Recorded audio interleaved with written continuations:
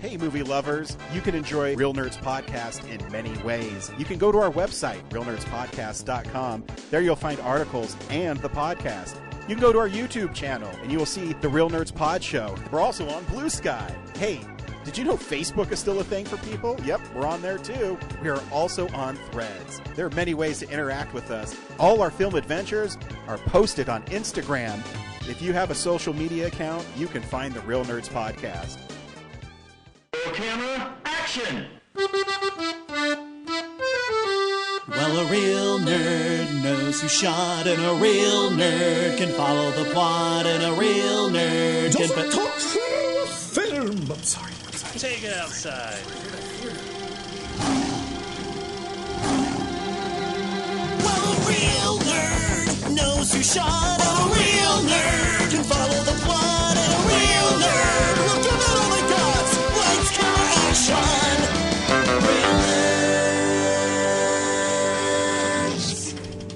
Hey, everybody. This is Brad's first time behind the controls of recording our episode after 15 long years. Yeah, we fired that other guy. He sucked. Yeah, so bad. Get the fuck out of here, dude. Yeah. We Brad. are the Real Nerds Podcast. Every week we see a movie and we podcast our experience to the world. This week we saw The Bride! That's right. You have to yell it. It has an exclamation point at the end. Yeah. Stay tuned. We'll recommend the film or not, play the trailer, then spoil the movie. We'll also talk about stuff we watched throughout the week. Maybe there's some nerd news to unpack. But before we start, Brad, you had an experience this week that I'm jealous of. Was it this week or is it next week? I'm pretty sure it's this week, right? No. It's Is it next week? Yeah. Oh, because well, next week is Friday 13th. So. Oh, that's right. Yeah. Duh. I'm just so excited for you to tell everybody what you did. Yeah, so, we'll take care of it next week. Cool. So stay tuned for that. But yeah, I got really nothing else, Brad. All I do is work. I don't have any cool stories, just. Yeah, you're married, you have kids, you work, you're done, dude. Dude. Nothing cool happens to you. I mean, so last week I guess on Friday, February 28th, I got super sick, man. But I never got a fever, but I had this really bad sinus infection, and then every day I would have this new ailment, and I would cough one day, and then the next day my legs were tired. It felt like I did a leg day at the gym. I just felt weak, and so I did something that I hadn't done since probably before I was married. I played Resident Evil Requiem for 7 straight hours. The baller move right there. Dude, I was so effing sick. And so you get that new COVID. Probably. I got the COVID 26. I dropped Kellen off at school, and when you're that really sick and you can't sleep, you're just blah. That's what I was. I couldn't relax, so I already played it for 1 or 2 hours, and I said, you know what? I'm just going to play until I get tired, and then maybe I'll fall asleep. Nope. I just kept playing it. Because there's something fun about, because I love Resident Evil games. Our friend Adam and I, when we were in high school, we used to see how fast we could beat Resident Evil 2 to get all the little bonus stuff. And when I started getting into the groove of playing Resident Evil again, I read online that the main quest, first playthrough, is players were averaging 14 hours. Dude, I did it in 11. Whoa. I know. You need to get Guinness Book of World Records on the line and start making these mean something. I probably should. But the game's great. If if people haven't played it yet, because it's still pretty new. It came out 4 days ago. So yeah, it's awesome. And it's cool because you play two characters, and one is this rookie FBI agent, and she's not used to, the horrors of Resident Evil. And the other half you play as Leon Kennedy, who's from Resident Evil 2. So when you're Grace, it's a little more horror intense, and she's not as good with a gun, and she's, really easily overwhelmed. But when you play as Leon, he's, this badass dude who can kill zombies and roundhouse kick their heads off and shit. So it's pretty fun. And the story's fun. And when you beat it, you're given a choice, and each ending is way different than the other one. So that was kind of cool to see too. There's a bad ending and then there's a good ending. And they're way different between the two. So you should play it more than once because it's fun. So yeah, that's all I did this week. I was so sick. You still sound kind of sick. Yeah, dude, it's taken me. This is just the beginning of it, so I'm guessing I'm going to still have it for about another 2 weeks. Yeah, and I'm guessing my kid is going to get sick in a couple weeks too from it. And then your wife, and you'll get it again. Yeah, dude. No, my wife, she works in an ER. I don't think she'll say, "Oh, I don't feel good," and then the next day she's working out at the gym again, and she says, "We should go to the dog park. You want to go for a walk? You want to do?" When I get sick, I go, "Oh my God, I'm gonna die." You get the lawyer, drop my will. Yeah. Cough. Yeah, she's got that built-up immunity from interacting with everybody. And that's what I'm thinking, because I look at her and she sleeps next to me, and I'm lying in bed. I'm like, and then she gets up and she's 100% okay. She brings all the germs home, and they just crawl off of her onto you, and they're like, sweet jackpot buffet. She probably crushes sleeping pills into my drinks, and then I fall asleep, and while I'm asleep she takes her dirty scrubs out and just rubs them all over me. Why am I so sick, babe? Nothing. I don't know why you're not dead. You should be dead by now. It's a disease. Your dad's very sick.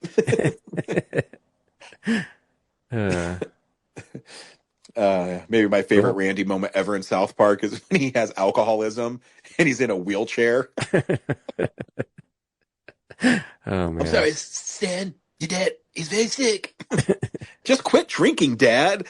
Don't you think I want to? Oh, man. They were on Colbert, Matt Stone and Trey Parker, and I forget the other guy's name, but he also wrote songs for Frozen, but they wrote the Book of Mormon together. It was really funny. You should check out the interview if you haven't. Anyways, enough about that.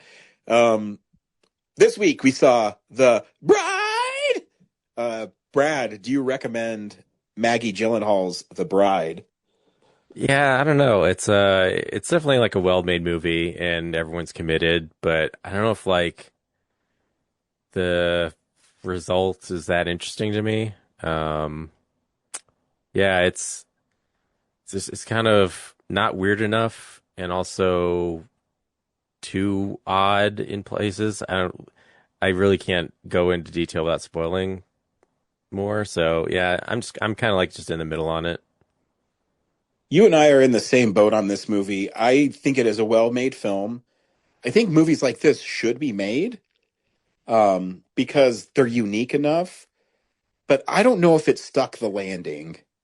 Here's a trailer for The Bride. Can anybody help me? Please. I didn't want this. I didn't want any of this. Please. Help. Help.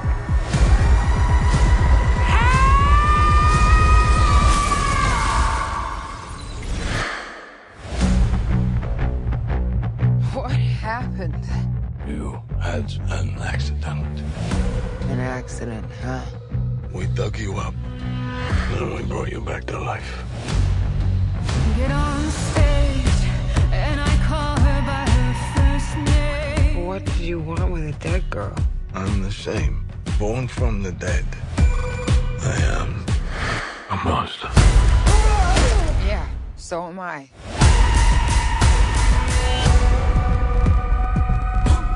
This world is a black hole. The corrupt are going to see life is here and it's coming to you from the monsters. Yes. Yes! Everybody dance! Everybody sing!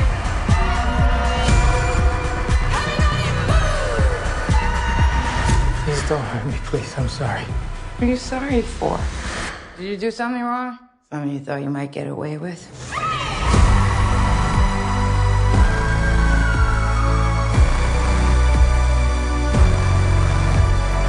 Stop right there!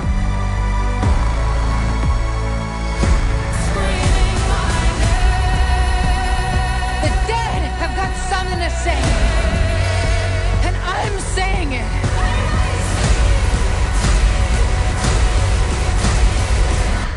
The bride of Frankenstein. No, just the bride.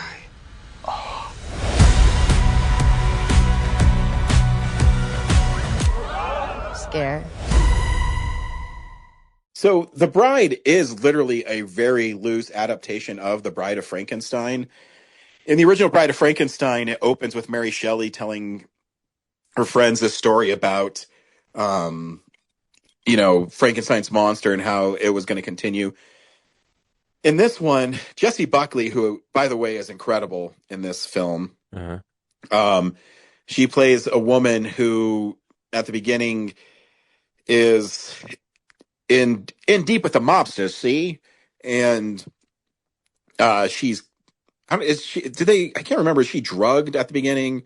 And no, she's not drugged. She's just having a good time. And then, Yeah, I think she just maybe drank too much. yeah, because Jessie Buckley also plays Mary Shelley, which in the original Bride of Frankenstein, the actress who plays the bride also plays Mary Shelley at the beginning of the movie. And she's visited or overtakes her. Basically, she's possessed by Mary Shelley in this bar thing. And the way Jessie Buckley is able to go from an American accent to a British one, and by the way, she's Irish, is pretty impressive. And so she's acting up, and this big mob boss, where she's talking about, how he's a piece of shit. And these two goons that work for this mob boss, they take her outside and they smack her around, and she falls and is killed by falling down the stairs. We also meet Annette Bening. I forget her doctor's name. She's a doctor who is visited by the Frankenstein for sure. No, because she's visited by Christian Bale, who plays Frankenstein's monster, who goes by Frank, and he wants a mate, and he travels all the way across the ocean to meet Annette Bening, and she doesn't know if she should, but then she kind of relents, and they go about their plan, and we learn that the monster, he loves this actor who's played by Jake Gyllenhaal, and he loves the movies because he just wants to be in love. And so the movie does this weird kind of Frank will go and see a movie and he'll see himself in the Jake Gyllenhaal role. And it's kind of bizarre. They break the fourth wall a little bit, and they break how they're going to, talk to you. And so they establish that. Then they go and they get the bride's body and dig her up. Dig her up! And they bring her back to life, and she has no memory of who she was before. And then Frank starts to basically incept her, like plant her memories for her. Yeah, saying that, hey, you're this person and we were together. Um, and so they go out dancing and they're at some, I don't know what kind of underground like swing club, I guess, or jazz club. Yeah. And while they're there, uh, she gets accosted by men who are trying to sexually assault her, and this sets off Frank, and he literally herb stomps these guys. Um, and instead of being repulsed, she's kind of excited about it. And he's saying, "Hey, I got to get out of here. I've done this before. Soon they'll be chasing me." And he's referring to Frankenstein, the movie, where he's chased by the villagers. And in this, they're chased by the law, which is Penelope Cruz and Peter Sarsgaard. And so then it becomes a road movie. It kind of felt like Bonnie and Clyde to me in a way. Oh yeah. It's very much, yes. And I don't know. And I mean, so it's basically their misadventures and how they end up at the end. I don't know. Like, I kept wanting to like this movie more, Brad, because there's some parts that are really cool. And I mean, I think it's incredibly well made. I think it's well edited. It's directed very well. I think the script kind of lets them down. Because I don't think you either go completely gonzo or you don't. And I think this movie is too safe at points. I don't know if you agree with that. Yeah, no, like I said in the beginning, I expected weirder, and it's very safe in the fact that it's like, yeah, it's Bonnie and Clyde, it's Romeo and Juliet, it's the Joker, it's just set in Great Gatsby times, you know? Yeah. And that's about it. And I found, Jesse Buckley's performance is amazing, but I found having to listen to Mary Shelley's character incredibly annoying to sit through. Yeah. Because it takes you out of the movie, right? Yeah, she's so fast and just so all over the place with like what she's talking about that you're just like, okay, I don't know. It was just hard to just pay attention and like, I don't know, be invested in her character. Also, I don't know why she's torturing this person.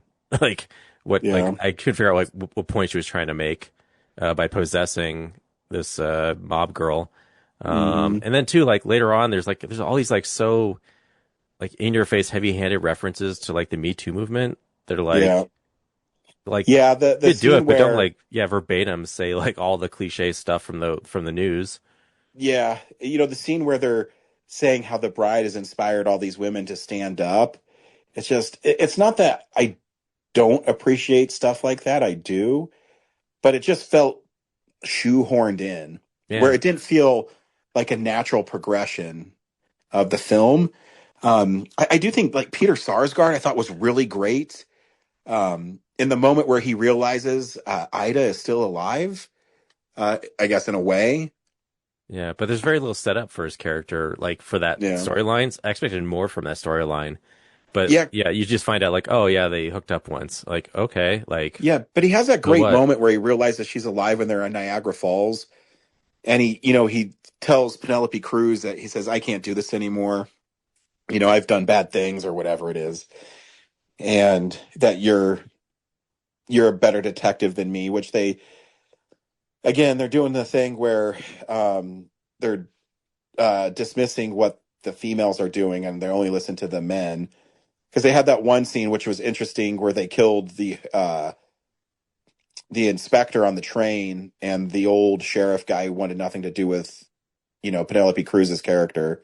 Yeah. But yeah, I read that it was gory and there is some gore in it, but I don't know, maybe I'm just desensitized. I go, I mean, it's there. Yeah, but, curb stomps that guy, but it wasn't like but spilled out brains and stuff.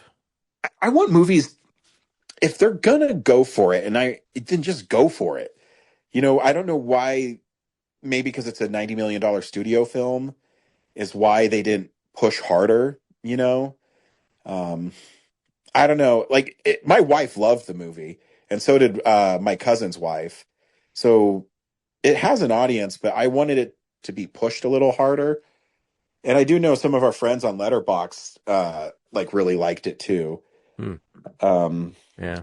I don't know. I just felt that it just wasn't enough. And I even think Jake Gyllenhaal, when he was, uh, you know, a movie star, but he also had to have one shoe larger than the next, was kind of a cool thing for Frank to identify with.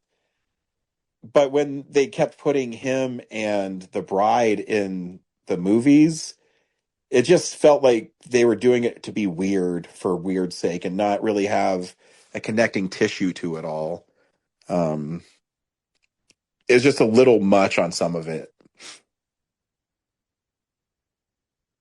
Yeah. But like I said, I think movies like this should be made. I Yeah, I I don't appreciate know, the my swing, wife. but Yeah, and like I said, my wife really liked it, so I'm sure, I might get her it for Christmas or something as a gift. Um, and then maybe when I rewatch it, because there's movies, the most recent one I remember where I wasn't the biggest fan of it, but then I watched it again, was Psycho Gorman, and then I became a really big Psycho Gorman fan. I don't think it'll happen with this one, but maybe I missed some subtleties because I watched it in a theater. You know what I mean? yeah. So I don't know. Yeah, I just wish it like swung for something a little more different. Because Yeah. it starts out like pretty strong and adheres to the lore of the bread, but I don't think it has to. Like, I think it should have like left turned and like gone its own path. Mm. Which to some extent is like her independence. She's a lot more Yeah. independent than the other movie, but also like I don't know. I've just seen like weirder indie films that kind of tackle the same thing. So I'm like, I wish it could True. like And you're right, because nothing was really shocking. Even when they were stopped by police and he was sexually assaulting her, I go, okay, you could see this coming a mile away. yeah. I just wanted something a little different. I guess, for the lack of a better word, because like I said, I wanted them just to go nuts if they're going to go nuts. Like Michael Keaton in Batman. You want to go nuts? Let's go nuts. Yeah. Just fully embrace how crazy it is pretty much all I wanted them to do. Yeah. Like, yeah, why do the trajectory of the movie have to be them on the run and then just going to their deaths? Like, why couldn't they like have a plan for something greater? Agreed. Like, they're so powerful, it's like they could have really turned the tables on everything. Yeah, I mean, because Frank is like super strong, Yeah. and Ida, the bride, she is what's the word I'm looking for? She could be like a mastermind. Yeah, exactly. She'd be basically Brains in in the charge brawn. Yeah. of, hey, you should do this, and he would definitely do it. Yeah. Yep. Anyway. Yeah. Cool. It's a shame it did so poorly. That's like not a very good indicator of like it's still like a decent movie. Yeah, It's just like I think all the things we said is why people couldn't get on board with it. You know what I mean? Yeah. Well, they didn't even go to the theater to begin with. No. When Laura and I went, we saw it Saturday night, and it was us and like two other people in the theater. And I go, oh, this doesn't look like this is going to do well. Yeah. And they advertise it so much, like and why did they never change the trailer? Well, they got two trailers. I know. Did they? I only saw the one. But like over almost a year and a half, I think I've been seeing it up to that point. Yeah. Like that. Yeah, they definitely should have had more stuff. Well, I know it got postponed a couple times. Yeah. And now I know why. Maybe they're looking a place to dump it. Cool. Hey, Brad, there is really big nerd news this week. No way. Yeah. It's real news. So, after months and months of Netflix attempting to acquire Paramount, sorry, pal, it's not going to be you. It's going to be Skydance is now acquiring Paramount. So no. So there's what, Really? 5 studios in the world? I don't know, man. I It's okay. Someone else can start another studio, right? Like yeah. competition's easy, right? You can just Well, I mean, was the last major one DreamWorks, and they were eventually bought out too? Dreamer started by existing Hollywood moguls. Yeah. Yeah. I think I don't know how I feel about any of this because I think everybody loses. Um, you hope because the big problem is it's all now controlled by right-wing media. On the movie side, though, I will say that the Paramount people do put out movies and they like the theatrical window. And they take risks. I mean, even last year at the Mission Impossible Final Reckoning, I mean, I think that movie cost $400 million to make. So, they'll take the chance. I don't know how I feel about it. And does that mean that HBO and Paramount, when they merge together, my streaming for HBO Max and Paramount's now going to be, I don't know, 50, $60 a month? Yeah, it's not gonna be cheaper, that's for sure. Which Yeah. they, in a normal universe, it would be cheaper, but Yeah, we're in but this they don't. timeline, so they're gonna just be like, no, there's less competition, so we're gonna hike it up. Sorry, but when they argue the antitrust, they'll be like, oh no, it's gonna be totally less for the customers. Trust me. Yeah, it's going to be really good. And they're buddy with the administration, so it's going to go through. I mean, Yeah, how's it going to get stopped? So I don't know how I feel about it. And you have so many. I mean, the interesting thing is now, you know, for you, all the Ninja Turtle stuff is folded into one company. Mhm. For people of Friday the 13th, now they don't have to worry about the licensing thing. True. Um, but I mean, I don't know who really wins in this, and that's what is not cool. I think for movie people who produce movies, my guess is they wanted Paramount to get this because the way Netflix and how Discovery's been handling Warner Brothers has made a lot of people not happy. So maybe it might be a good thing. I don't know. I think it's too early to tell, and I don't know how it's going to go, but it's the world we live in, Brad. It's the world we live in. Yeah, no, I don't think they actually care about the movie division at all. Of Like course they have not. a ton of debt and they're using foreign money, and I think it was really just a way just for right-wing media to start collapsing Yeah, and businesses. two, it's things like because I love Mortal Kombat, so now NetherRealm Studios and the IP is owned by Paramount, and do they know anything about making video games? You know, I don't know. Probably not. Yeah, they And probably so made some that means Nickelodeon games. yeah, and the Batman games. Am I still going to get cool Batman games? I don't know. Because they don't really care about it. They want the money. They want people to stream, and they want that guaranteed revenue of a subscriber every month. So I don't know. I don't think it's going to be good, but what choice do we have? Yeah, it's really just about having a giant portfolio of things you can license. Like, Yeah. Oh, that's exactly what they're going to do. They're going to start. Well, this company can make these toys. yeah, This company can make. Oh, NetherRealm. Well, you can make the game, but we'll have I don't know Activision publish it. yeah. Oh, we don't have to like pay someone else for the rights to this music anymore or this clip Yep, or this movie. 100%. We can use it in this show, and yeah, Yeah. it's Maybe it'll turn out well, Brad. Maybe it'll turn out well. Because if history tells us anything, when billionaires get more billionaire is good things happen. like storming their houses and putting them in guillotines. Yeah. We call that Louis the 16th style. No, if you really want to feel like you're doing something, stop subscribing and you spend your money on local people in your community and their art. Because the faster you can get them money, the faster they can become the next Paramount. Because Yep. Paramount and Disney and Sony are not going to be the next upstarts. They're at the top of the food chain. So, Yep. and there's a huge gap between them and the next guy down. So, Yep. because people don't enforce the law when they should. Weird. Anyway, that's the exciting nerd news this week. We watch films throughout the week in a segment I call What We've Been Watching. So, yeah, this is the stuff we've been watching. Brad, what'd you watch this week, my friend? Really just a bunch of old stuff. The Regal's doing a month of Academy Award movies, movies that won Best Picture.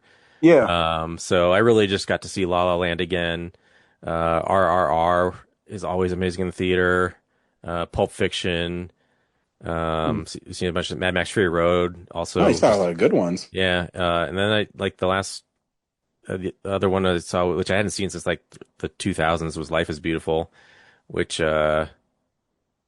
it's actually like the amount of like lying to his son that Roberto Benigni, like in the middle of the Holocaust. It's just like, it's actually kind of turned me against his character. Like even his son at points in the movies is just like, Dad, I'm pretty sure you're lying to me about like how you're portraying this horrible situation we're in.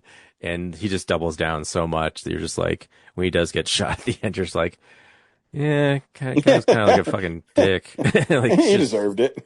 A little bit. Like, I don't know.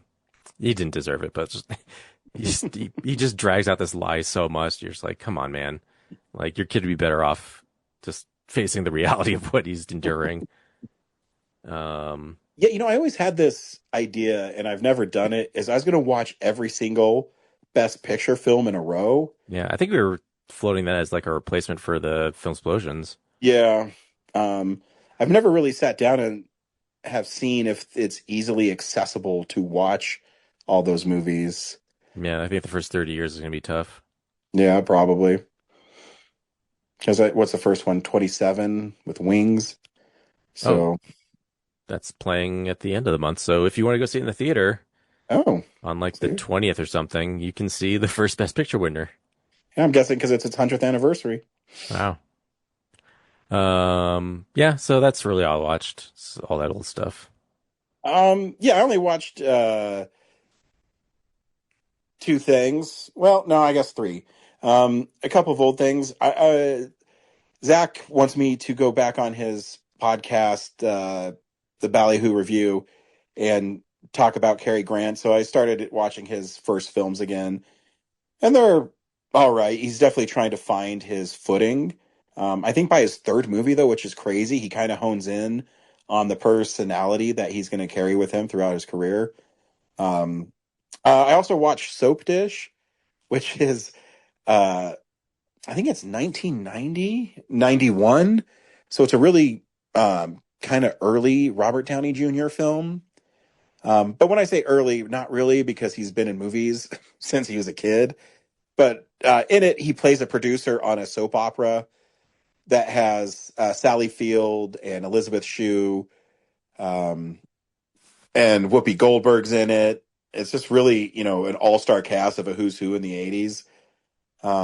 Kevin Kline is Sally Field's previous lover. Has a really young Terry Hatcher. And I love Elizabeth Shue. I fell in love with her watching Adventures in Babysitting. But in it, it's kind of fun. The movie is really silly because it plays out behind the scenes of making of a soap opera. But as a movie runtime goes, it's also a soap opera, but a really heightened awareness one. And everybody's great in it. It's a really funny movie. And I recommend everybody seeing it. It's one of those movies that I had on Blu-ray that I used to have on DVD, so I didn't watch it right away. And I've been going through and, watching Blu-rays that I've owned that I haven't watched, and that was one of them, and it's really fun. And again, it's totally random. I have them listed in a random order with random numbers assigned to them. Well, it's 1 through 321. So it's just whatever I get picked on my Google random movie number generator is what I watch, which really helps you. because I made a rule that if it pops up, I cannot not watch it. But sometimes it works out well. And the last thing I watched this week is a new movie. I saw Hoppers, which is a new Pixar movie. And it's cute. It's pretty zany. Did you have a chance to see Hoppers, Brad? No, but I think I'll go next week. Yeah, it's I won't spoil it. It's more manic than a lot of Pixar movies, but it still has a great heart to it. So it has some pop songs in it, which I wasn't expecting. But for some reason, Pixar is able to pull it off better than, the Illumination stuff. Banana. But see, I don't know anything. When I saw this movie, the theater, I saw it at the Big Show, and it was completely sold out.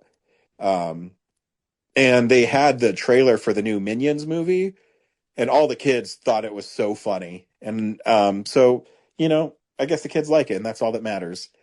But the movie's really cute. Since you haven't seen it, I won't spoil it, but it's pretty much what the trailer is, and then there's a little twists and turns in it. Yeah, it was a good time. I do miss they don't have a Pixar short in front of it, and they haven't had Pixar shorts in a while. Oh, dang. That's a bummer. So yeah, you should see it though. It's a good movie. Yeah, I mean, I will. Let's catch it when I get back from my trip. Sweet. Corinne sent something. Oh, cool. So here's that. Hey nerds, Corinne here for a special installment of Showtime where I tell you all about something I just watched like an hour ago. Yeah, I just got out of the theater after seeing Hoppers, the new Disney Pixar movie. Yeah, I hadn't planned on seeing it really. When I saw the ads for it, like, I don't know, a couple of months ago, I was just like, meh, it doesn't really look like it's my thing. And I've kind of, I don't know, like, I'm just a little bit tired of Disney Pixar right now. Like, I don't know. Well, I mean, I say that, and I had Zootopia 2 on my film explosion list, but I'm like, as a company, I think I'm just not impressed with the direction that they're going and the stuff.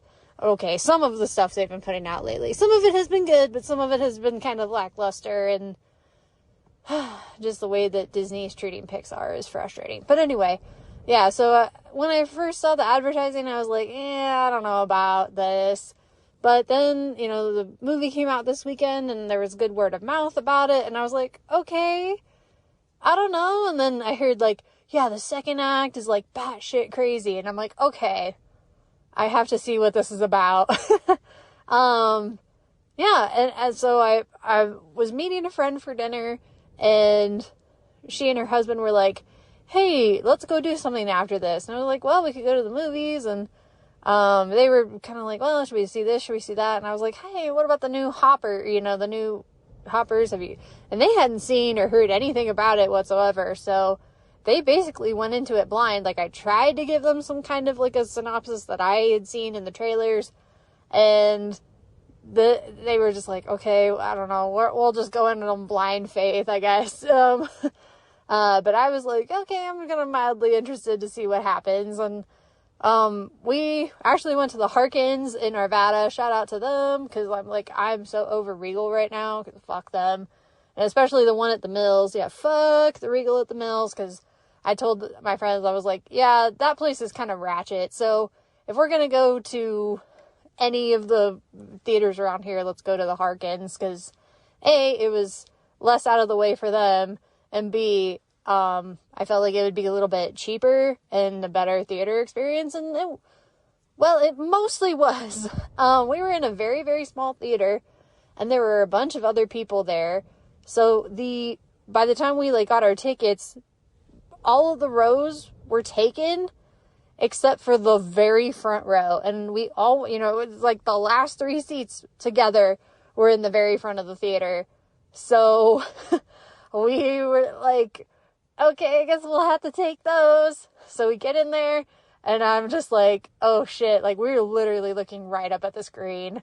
I'm like, this is gonna be bad. I was tempted to ask them, I was like, should we go ask the staff if we can, like, go to a later showing or something, you know, because they had, like, we went to the 7:40, and I was like, well, there's another one at, like, 8 or something, and I was like, maybe we could go to, like, 8 or 8:10 or whatever, you know, just go to a different showing and get a better spot. But the nice thing is, like, the Harkins, the seats recline, so once you recline the seat all the way back, it still wasn't great, but it was doable, you know. It was definitely it was definitely an experience for sure. And like I said, the theater was pretty packed, and there were lots of kids, and for the most part people were well behaved. Like, there was definitely like some talking and stuff, but there was definitely like a lot of like fun reactions when stuff happened in the movie.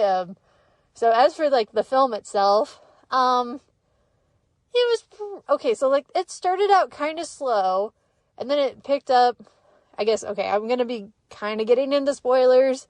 So if you don't want any spoilers, now is the time to jump off. 3, 2, 1, beaver. So yeah, like, basically, like, once Mabel actually gets into the beaver outfit, or the beaver robot, that's when the film kind of picked up for me. And, like, her meeting all the animals and stuff was like, okay, like, this is kind of cool. And then, you know, after, like, I don't know, 15 or 20 minutes, I was like, okay, what, like, let's get to it, like, okay, like, we'll pick it up a little bit. And then they call the animal council, and I was like, okay, like, this is probably gonna, like, ratchet it up from here. And sure enough, but it was not in the way I was expecting. Okay, again, spoilers for the film. Big, major spoilers for the film. So please, if you haven't seen it, jump off again. Yeah, the Mabel killing the insect queen was wild. I was not expecting that at all. Like, I heard people in the theater gasp. Like, I mean, I'm pretty sure my friend gasped, like, people behind us gasped, and we all just went, oh, shit. Yeah, I think there were, like, 3 different times where I said, oh, shit. And then, of course, like, it, like, you think Mabel killing the insect queen is, like, the wildest thing in the movie? No, it escalates from there so much.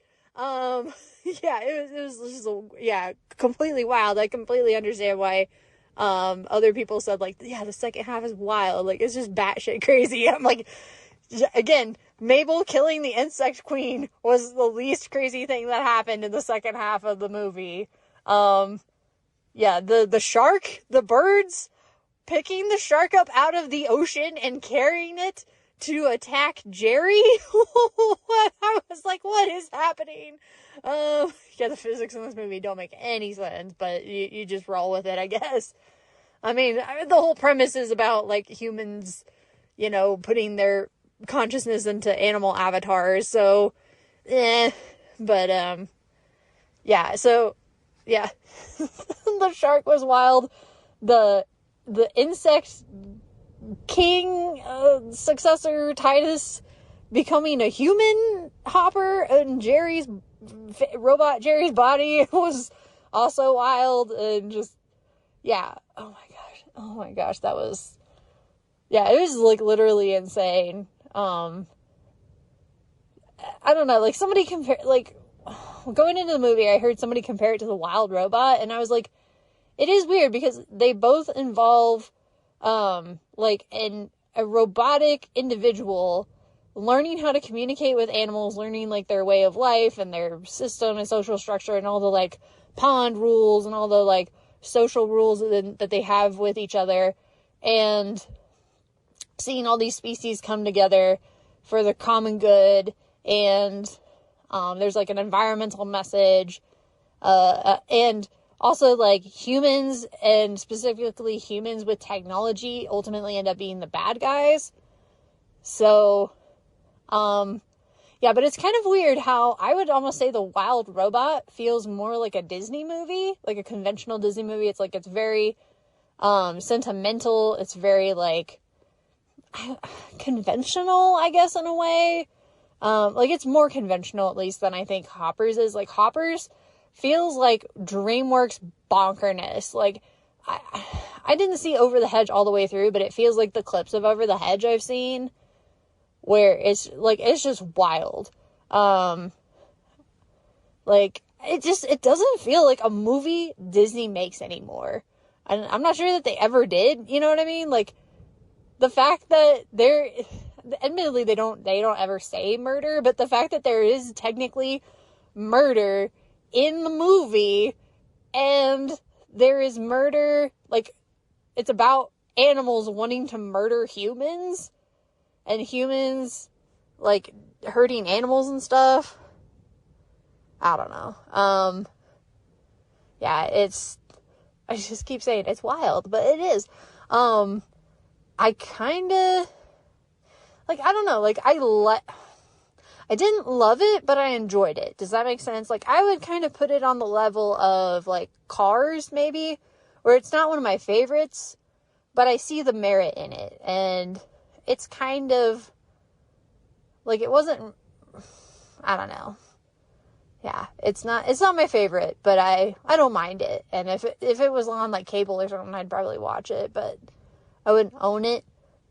But yeah, it's weird how, like, a Disney movie feels more like DreamWorks, and a DreamWorks movie feels more like Disney. Like, what is going on? Yeah. Well, at least Disney's breaking out of the mold a little bit. I could definitely see them doing a sequel. I mean, the scientist who made this technology is still alive, and it's like, if you've done it once, you can definitely do it again.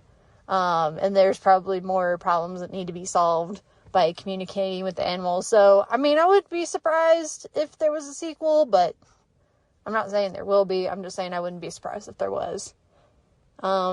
Also, shout out to the voice actors, because I thought they all did a great job. I couldn't even tell, like, apparently Meryl Streep was the insect queen. Didn't know that. John Hamm was the Mayor Jerry. Didn't know that. There are only two people in the voice cast I recognized. The first was the King Beaver, George. I recognized that as Bobby Moynihan from SNL, and he's, like, guest starred on 30 Rock and stuff before. And then Ego Nwodum, who's also from SNL. Yeah, I was like, what's up with all these Universal people? This is a Disney movie. Yeah. So, yeah, Hoppers. It's wild. Like, it's just batshit crazy, man. That second half, again, I'm kind of surprised that Disney let them do that. I did like the message, but, I also just, like, the humans, I kind of didn't care about any of the humans. Like, even, oh shoot, the main character's name.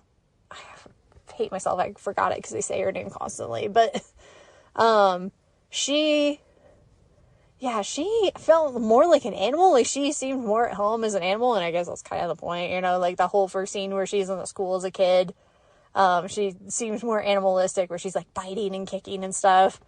But, yeah, it's like she made more sense as the beaver than she did as a human. Oh, Mabel, that's right. Like, yeah, I kind of forgot she was a human for part of the movie. Like, she was an animal for so long of the runtime, and she, like, it made more sense for her to be an animal, if that, you know, like, she vibed more as the beaver than it does. So, yeah, like, the scientists, like, all their dynamics were very flimsy. Like, we get maybe, like, one scene between Mabel and her scientist mentor person, professor. Before, I don't even remember her name, like Doc something. And it's like at the end, like, after Mabel did all this shit, it's like, not only does she graduate, but then she gives her a job. I'm like, wow, really? Okay. It's like, it just kind of, like, they had to wrap it up in a nice little bow. And also, I'm surprised that it's like, oh, our funding got cut. And I'm like, what the hell? Like, surely the mayor or somebody would vouch for you. Oh, also, yeah. So there are two things that kind of make me mad about the movie. The first is, like, I had to shut my brain off because I was like, the whole thing about like highway projects and stuff, I'm like, I know too much about this. Like, there's no way any of this would happen the way it does in the movie. I'm like, I know too much about like how highway projects work. I'm not like I'm like an engineer or anything like that, but it's like I've covered so many highway projects that I'm like, there's no way like a mayor would be responsible for a highway like that. It's like the state or the federal government would be involved.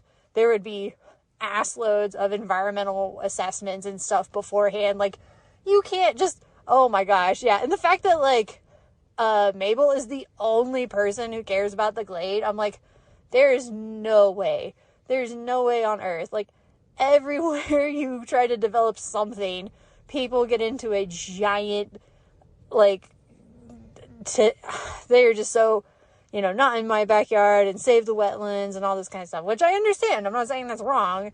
I mean, in this movie, it's kind of a good thing, but I'm just saying, like, there's no way Mabel would be the only person who cares about saving the Glade. Like, everyone in there, and it also is unclear, like, what is the Glade? Is it private property? Is it a park? I mean, the fact that, like, Mabel's grandma took her back there, it made it seem like this was just, like, a forest. This was, like, I don't know, like, state or city land or something. I don't know.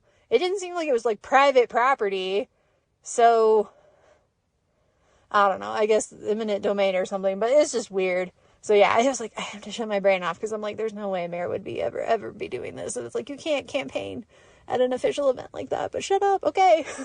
But then the other thing, and it was a little tiny thing that would have made the movie that much better, is at the end, when Mabel goes back to the pond, and then George is waiting for her on the rock, which I thought was really cute. I'm like, it would have been so adorable if he had tapped the rock with his paw, the way Mabel's grandma had tapped the rock the first time they went there. I'm like, oh, that would have been so cute. That would have been, I'm like, Disney, let me into your writer's room. I can help with this. But yeah, just the fact that they let the writers just go off the rails like that is kind of crazy. So, yeah, again, Hoppers, go see it if you want. I don't care. So maybe I'll get to talk about this with the nerds next week, or if ever they do a Hoppers episode. But I just wanted to talk about it now on Showtime because I can.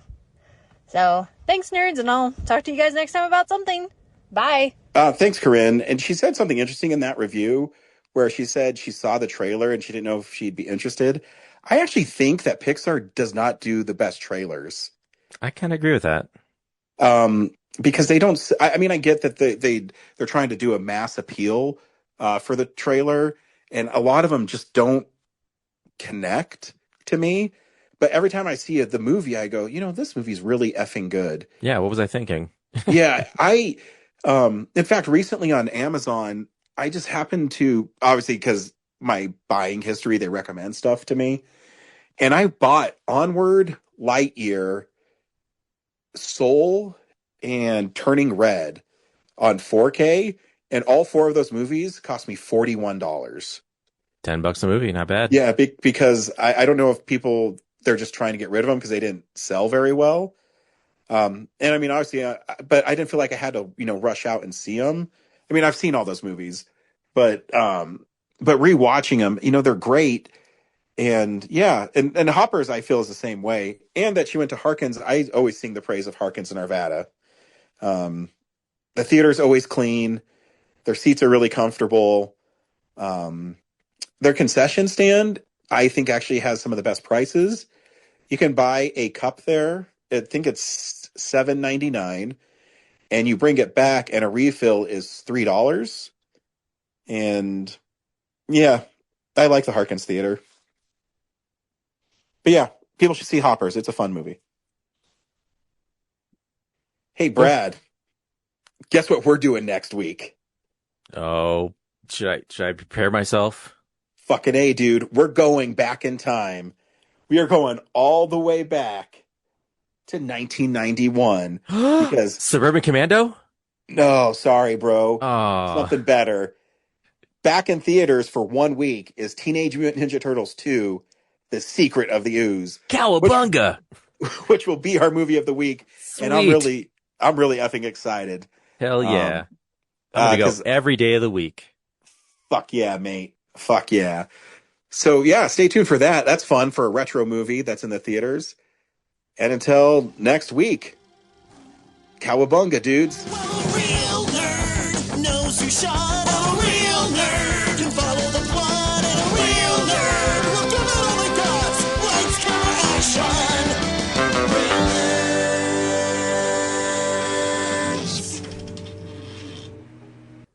Thanks for listening to Real Nerds Podcast, a Nebulous Visions production. Stream or download episodes, read articles at realnerdspodcast.com. Stream us on Apple or Google Podcast, Stitcher, Spotify, or iHeartRadio.